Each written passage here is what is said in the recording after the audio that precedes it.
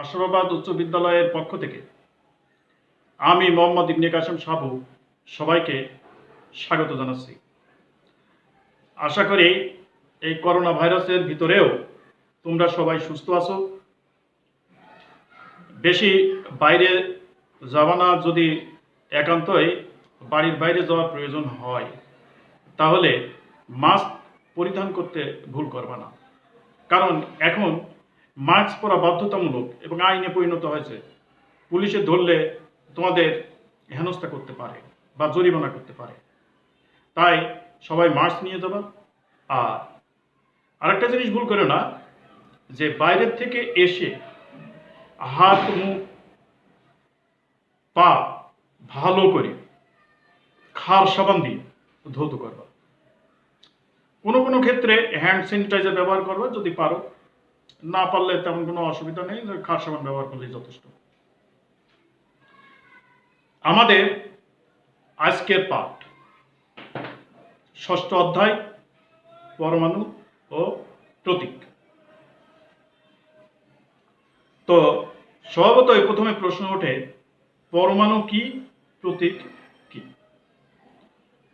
তোমরা আগে পরমাণু সম্বন্ধে জানতে পারছো যে ভিন্ন ভিন্ন মৌলের পরমাণু ভিন্ন ভিন্ন হয়। এখন প্রশ্ন হলো, সর্বমোট কতগুলো মৌল বা মৌলিক পদার্থ আছে, অথবা কত রকমের পরমাণু আছে? এ পর্যন্ত 118টি মৌলিক পদার্থ আবিষ্কৃত হয়েছে, যার মধ্যে 98টি প্রকৃতিতে পাওয়া যায় আর বাকি 20টি কৃত্রিমভাবে তৈরি মৌলিক পদার্থ। প্রতিটি মৌলিক পদার্থেরই একটি নাম আছে, আর এদেরকে সংক্ষিপ্ত ও সুবিধাজনকভাবে প্রকাশের জন্যই আমরা প্রতিটির জন্য আলাদা আলাদা প্রতীক ব্যবহার করি। তাহলে পরমাণু কি? পরমাণু হলো মৌলিক পদার্থের ক্ষুদ্রতম কণা, যার স্বাধীন অস্তিত্ব নাই। দুই বা ততোধিক, দুইয়ের অধিক পরমাণু মিলিত হয়ে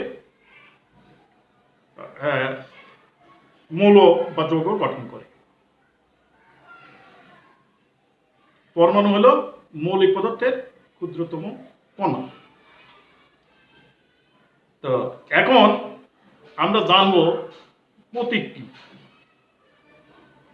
প্রতীক হলে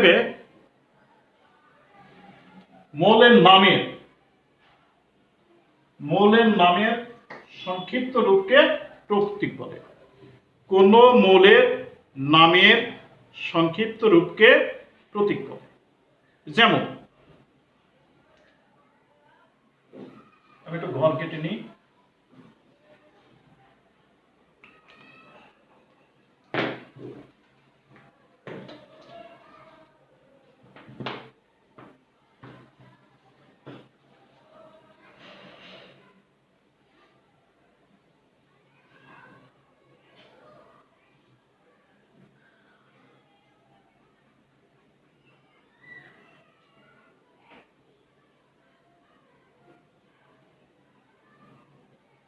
পরমাণুর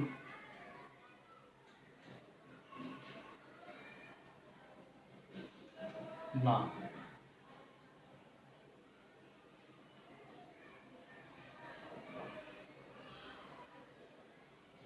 প্রতীক।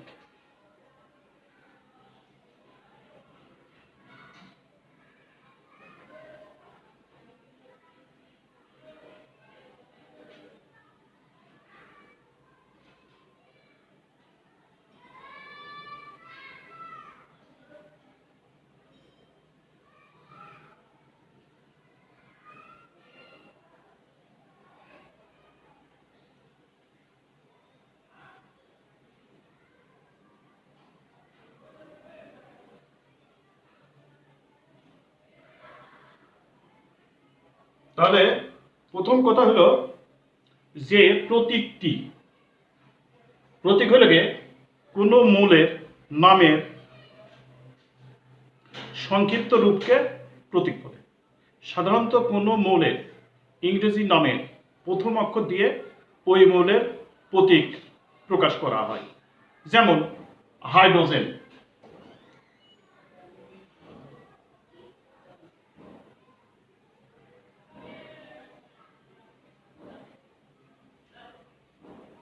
হাইড্রোজেনের প্রতীক H, ইংরেজি নাম কি?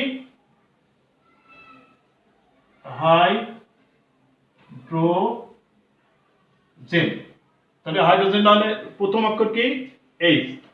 এই প্রথম অক্ষর ইংরেজি বড় হাতের অক্ষর দিয়ে যদি প্রকাশ করা হয় তাহলে এই হাইড্রোজেনের প্রতীক হয়।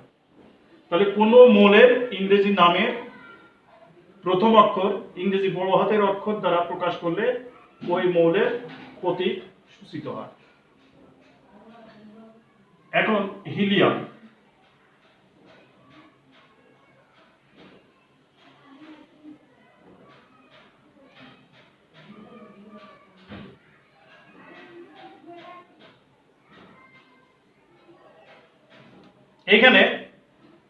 এখানে আবার কি করলো যে এইসি হয়ে গেল। এইসি কেন হলো? যে হাইড্রোজেনের আর হিলিয়ামের প্রথম অক্ষর ইংরেজি নামের প্রথম অক্ষর একই, এইচ। কিন্তু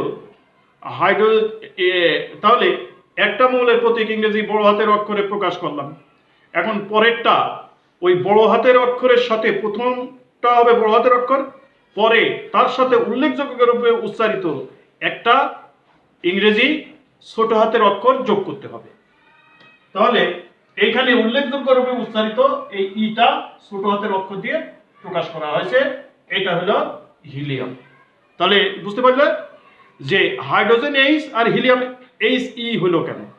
যে যদি দুই বা ততোধিক মৌলের ইংরেজি নামের প্রথম অক্ষর যদি একই হয় তাহলে একটা মৌলের প্রতীক হবে ইংরেজি প্রথম অক্ষরটা, আর আরেকটা মৌলের প্রতীক হবে ইংরেজি বড় হাতের প্রথম অক্ষরটা বড় হাতের অক্ষর দিয়ে লিখতে হবে এবং তার সাথে উল্লেখযোগ্য রূপে উচ্চারিত আরো একটা অক্ষর যোগ করে প্রতীক লেখা হবে।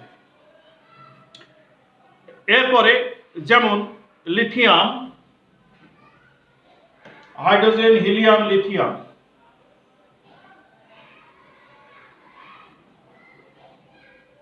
লিথিয়াম Li, ইংরেজি নাম লিথিয়াম।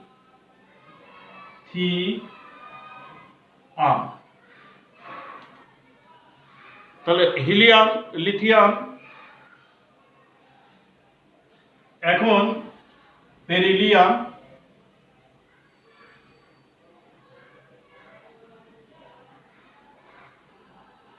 বেরিলিয়াম Be,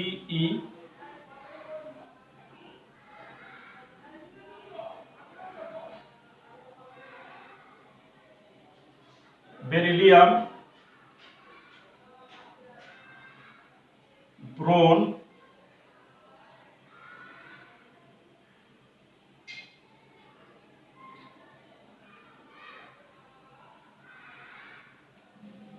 তাহলে এখানে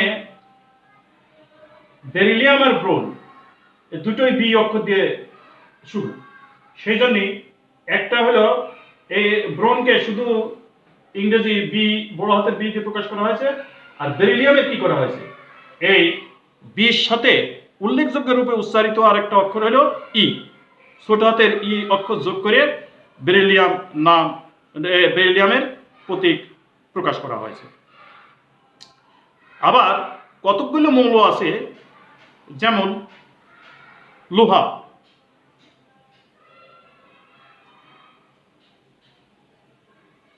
লোহার প্রতীক হলো Fe, কিন্তু লোহার ইংরেজি কি? আয়রন। এটা ইংরেজি অক্ষর থেকে ইংরেজি এই আই দিয়ে প্রকাশ করা উচিত ছিল, কিন্তু এই লোহার প্রতীকটা এই ইংরেজি নাম থেকে নেওয়া হয়নি, এটা হলো গিয়ে ল্যাটিন বা গ্রিক নাম থেকে এই প্রতীকটা নেওয়া হয়েছে। গ্রিকে ল্যাটিন নাম হলো গিয়ে আয়রনের ল্যাটিন নাম হলো ফেরাম, আয়রনের ল্যাটিন নাম হলো ফেরাম।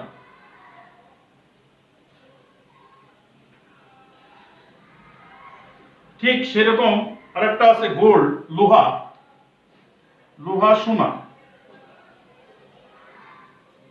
সোনার ইংরেজি হলো গোল্ড, কিন্তু এই জায়গাটা হয়েছে এরাম,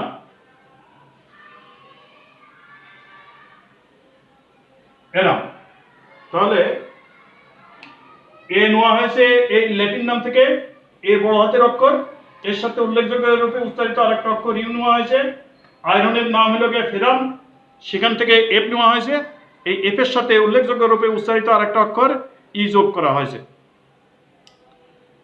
এখন তাহলে আমরা পড়ালাম কি? প্রতীক। প্রতীক কি? প্রতীক হলে গিয়ে কোনো সাধারণত মৌলের ল্যাটিন, গ্রিক বা ইংরেজি নামের একটি বা দুটি অদ্যাক্ষর দ্বারা প্রকাশ করা হয়। একটি অক্ষর দিয়ে প্রকাশিত প্রতীকের ক্ষেত্রে সর্বক্ষেত্রে বড় হাতের অক্ষর, আর দুটি অক্ষর দিয়ে প্রকাশিত প্রতীকের ক্ষেত্রে প্রথমটি বড় হাতের অক্ষর এবং পরেরটি ছোট হাতের অক্ষর হয়। আর যদি দুই বা ততোধিক মৌলের ইংরেজি নামের প্রথম অক্ষর যদি একই হয়, তাহলে একটা হলো গিয়ে ইংরেজি বড় হাতের অক্ষর, একটা অক্ষর দিয়ে প্রকাশ করতে হবে, আর আরেকটা অক্ষর হলো গিয়ে ইংরেজি বড় হাতের অক্ষরের সাথে আরও একটা ছোট হাতের অক্ষর যোগ করে ওই মৌলের প্রতীক প্রকাশ করতে হয়। কিছু মৌলের প্রতীক গ্রিক বা ল্যাটিন নাম থেকে গ্রহণ করা হয়েছে। এক্ষেত্রে ল্যাটিন নাম, যেমন লোহার ল্যাটিন নাম হলো ফেরাম, এই ফেরাম থেকে এফি নেওয়া হয়েছে।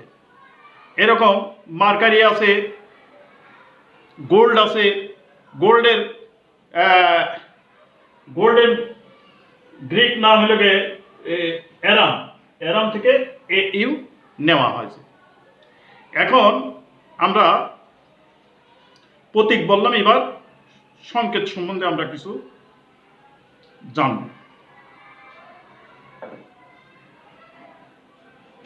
তাহলে সংকেত কি? দুই বা ততোধিক পরমাণু একত্রে যুক্ত হয়ে অণু তৈরি করে। দুই বা ততোধিক পরমাণু একত্রে যুক্ত হয়ে একটি অণু তৈরি করে। একটি অণুতে কি কি পরমাণু আছে সেটা জানা যায় সংকেত থেকে। তাহলে সংকেত কি? সংকেত হইল গে অণুর সংক্ষিপ্ত নামকে, অণুর সংক্ষিপ্ত নাম যদি প্রতীক দ্বারা প্রকাশ করা হয় তবে তাকে সংকেত বলে। সংকেত কাকে বলে? যদি কোনো মৌলের অণুর নামকে প্রতীক দিয়ে সংক্ষেপে প্রকাশ করা যায় তবে তাকে সংকেত বলে। যদি অণুর সংক্ষিপ্ত নামকে প্রতীক দিয়ে প্রকাশ করা হয়, প্রতীক দিয়ে সংকেত লিখতে হবে।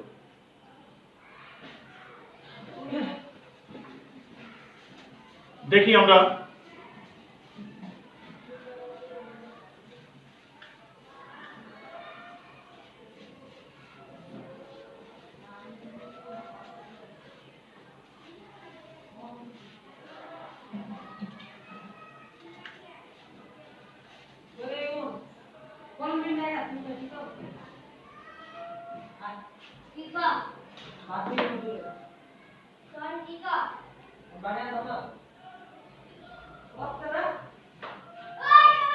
একটি অণু যে যে মৌলের পরমাণু দিয়ে গঠিত সেসব মৌলের প্রতীক দিয়ে সংকেত লেখা হয়।